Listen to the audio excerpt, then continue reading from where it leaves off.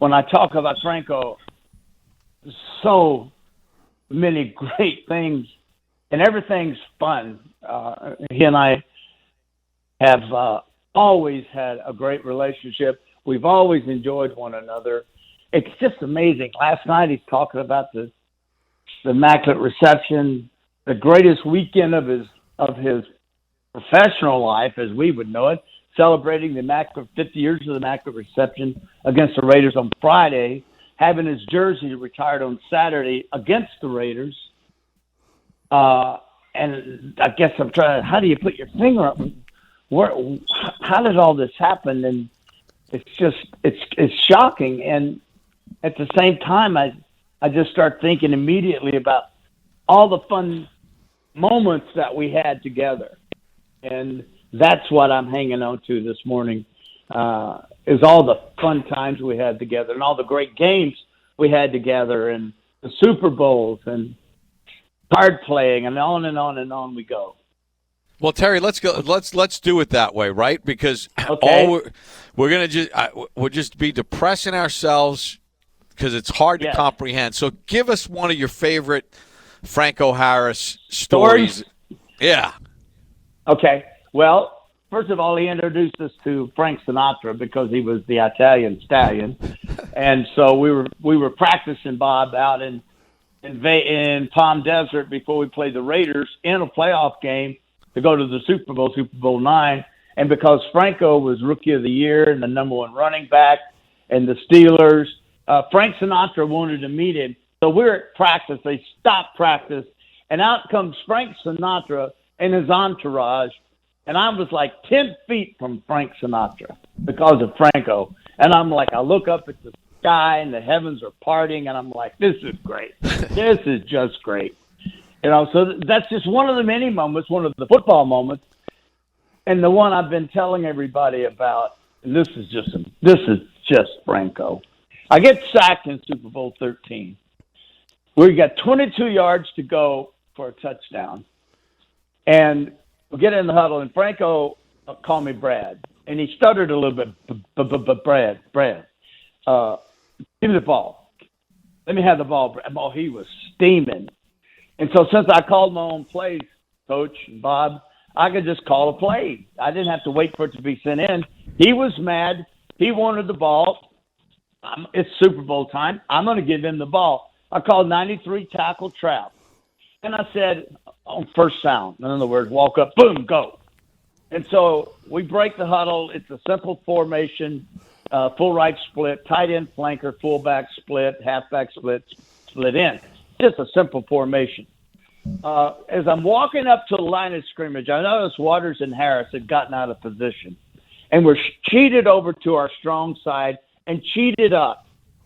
And so automatically I'm thinking to myself, blitz. I had just called the perfect play against the blitz.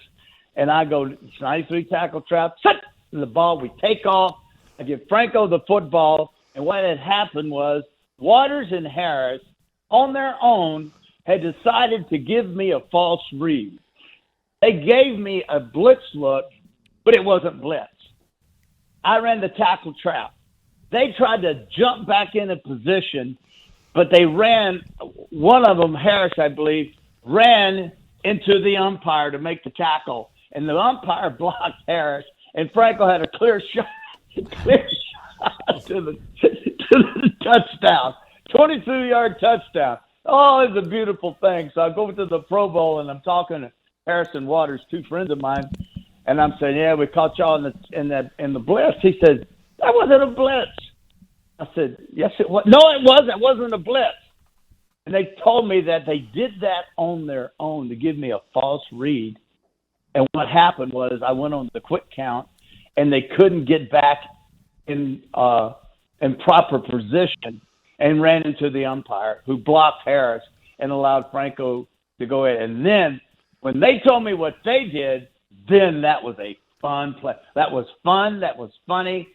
And I asked them, I said, well, what was it like when you went and saw Landry?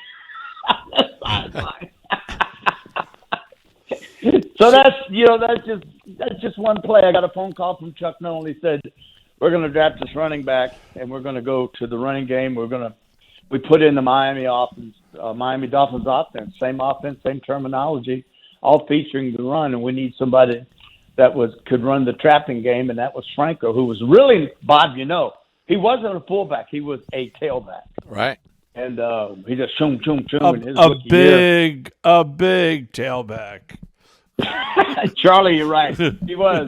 He was a big tailback. But I will say this: the one thing I would go into the stadium on Mondays because we had Mondays off, but I'd go in anyway. Franco was always there on Mondays, running sprints because we ran him so much. He knew he had to stay in shape, and he ran sprints, and he ran them in a sweatsuit, and that's kind of his work ethic. But a great teammate. A fun guy. He played these stupid poker games where you had one-eyed jacks or wild deuces in the hole. Oh, my God. You're going to have 9 aces. But we played these stupid games. And always smiling, always happy. I'd never, in all my, 40-something years of knowing, I've never known him not to be smiling. He'd call me, and we talk at least twice a year, sometimes 3. Always saw him once, and he was always hey Brad, hey man, how's your health? I'm doing good. Yeah. Hey, look, man, you gotta eat blueberries.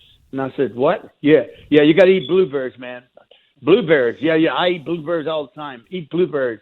They're brain food. They're good. So I have blueberries. I've eaten more blueberries in the last 10 years than a bird. There's blueberries in the icebox right now because Franco told me I have to eat blueberries for my brain, and I should have had them when I played. And then he goes, and I tell him, I said, you got me eating blueberries, and you're selling donuts to kids in elementary school, killing them. Oh, jeez. So Terry, that's the way we let went me ask back you and this forth.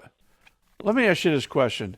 At first I thought about how sad it's going to be, this weekend when they retire his number and everything. But Right. don't you think the fact that was already planned actually it could turn into a really positive celebration of his life? The fact that they're not doing this, they're not doing it after the fact. It was already determined they were doing it. Right. So they're not reacting to the fact that he died. As great as it was going to be, now it takes on a whole new meaning because he is not with us now. And Charlie, I guess that was Charlie talking to me. That is, you're exactly right. I can't, for the life of me, put my finger on this moment, this day right now, because of all the great things that were going to happen Friday and Saturday to this great man, and to obviously have his jersey retired, and then to lose him, the night after he's talking about it on television, talking about the Immaculate Reception, after I just finished filming a spot with him talking about the Immaculate Reception, and how he and I broke it down. And I will say this to you. No one knew more about that play and the history of it than Franco. He told me things 2 weeks ago I didn't know. I didn't know the stadium wasn't sold out. He said, yeah, back then the statement had to Bob, you know this, had to be sold out, 24 hours or 48 hours or something? Or else it would be blacked out. Blacked out. Well, it was blacked out. And so people left the city to drive to other cities to watch the game. So I found that he told me about the football and how the guy has the football and the story about he's got it in his basement. It's in a frame or something, and he's been offered $500,000 for it, and he would never sell it. He talked about the turf, his history of he talked about Frenchie. I know for a fact he caught it now, and he knows I know it. And so he doesn't deny that he caught he doesn't say he caught it, trapped it. He just caught it. All right. He doesn't. But I said, I saw it, Franco. I finally saw an end zone shot of the ball. So I know you caught it, which is shocking because you had the worst hands on the team. That's why we never threw to you. And here's the fun thing about the Immaculate Reception. Charlie, we didn't run near the sophisticated offenses that you ran, okay? Your college offenses would blow our professional offenses apart. It was simple offense. And the play was full right split, flanker tight end, fullback split, halfback split, split in, wide. 66 circle option. What Franco is supposed to do on that play is block, okay? A tight end block. It's basically maximum protection. Well, on the end zone picture, Franco doesn't hit one soul.